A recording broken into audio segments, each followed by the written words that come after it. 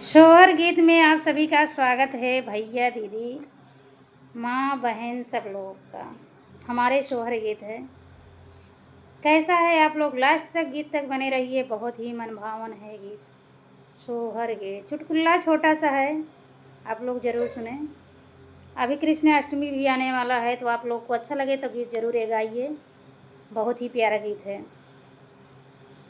कहाँ माई बोले कोयलिया त कहाँ माई मुरवा त कहाँ माई मुरवाई हो बहिनी कहाँ पे रोवेला तीरियवा निदरिया नाही आवई हो निदरिया नाही आवई हो बहिनी कहाँ पे रोवेला तीरियवा निदरिया नाही आवई हो निदरिया नाही आवई हो अमवा पे रोवेला कोयलिया तबा हवा में मोरवा तबा नवा में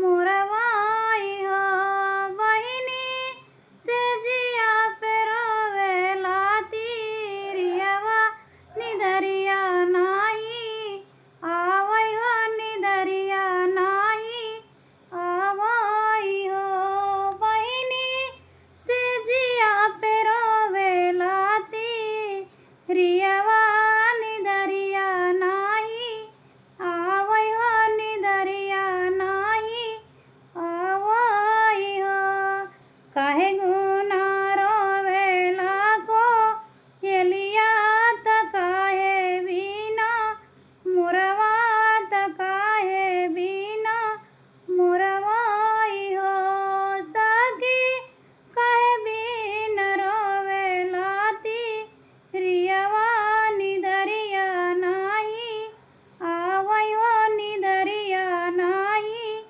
आवई हो बहिनी काहे बिन रोवेला तीरियवा निदरिया नाही आवई हो निदरिया नाही आवई हो।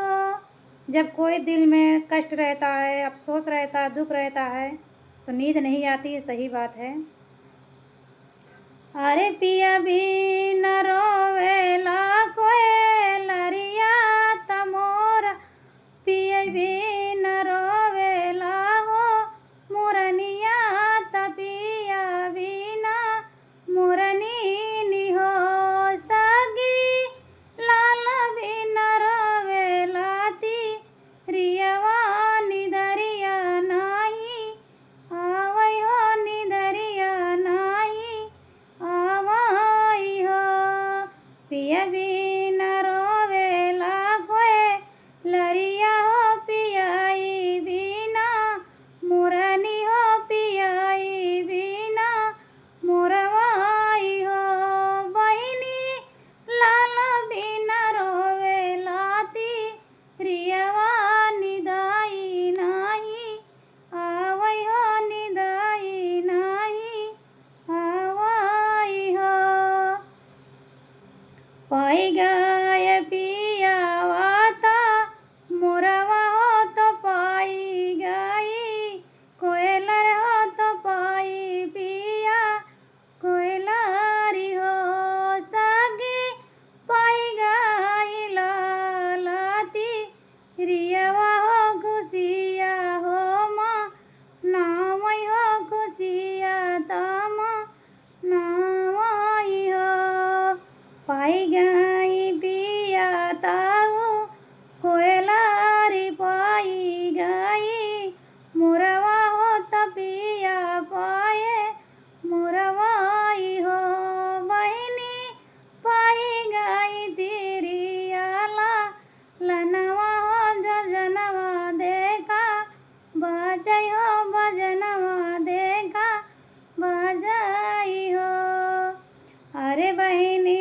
बजई लागे अनना बधैया दुअरे अनना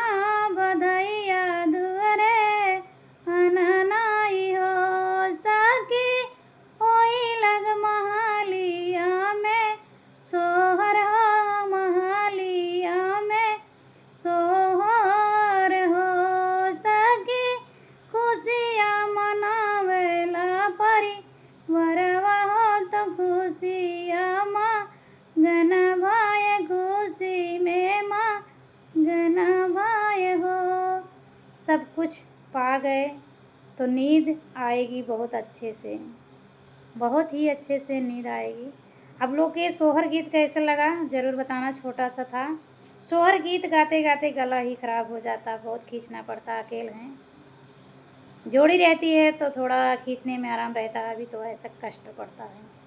तो आप लोग को गीत कैसा लगा ज़रूर बताना, हमारा सोहर गीत।